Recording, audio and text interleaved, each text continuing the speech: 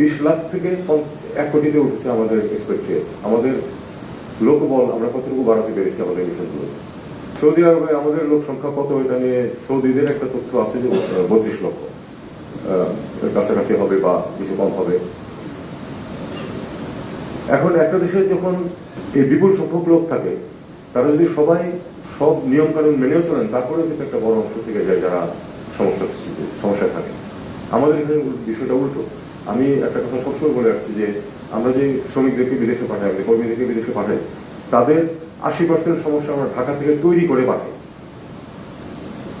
আর 20% সমস্যার সৃষ্টি হয় মিশনে যাওয়ার পরে। কিন্তু সেই 100% সমস্যার সমাধানের দায়িত্ব কিন্তু আমার মিশনগুলোর উপর এসে পড়ে। এবং অত্যন্ত স্বল্প লোকবল দিয়ে আমার যদি 50 জন লোক থাকে সৌদি আরবে, আমি কি করে 10 লক্ষ সমস্যার সমাধান করবো?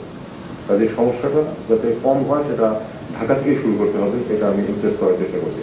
তারপর আমি এটুকু বলবো আমার সহকর্মীদেরকে যে আপনারা যারা কাজ করছেন এটুকু মনে রাখবেন যে যে লোকটা আপনার কাছে সহায়তার জন্য আসে সে কিন্তু সব করে আসে না। কিছু লোক সমস্যার সৃষ্টি করে ইচ্ছা করে, কিন্তু বেশিরভাগ কিন্তু আসে অত্যন্ত দুরবস্থায় করে। আপনাদেরকে আপ্রাণ চেষ্টা করতে হবে যেন সেই মানুষটি যেন আপনার সহায়তা পায়।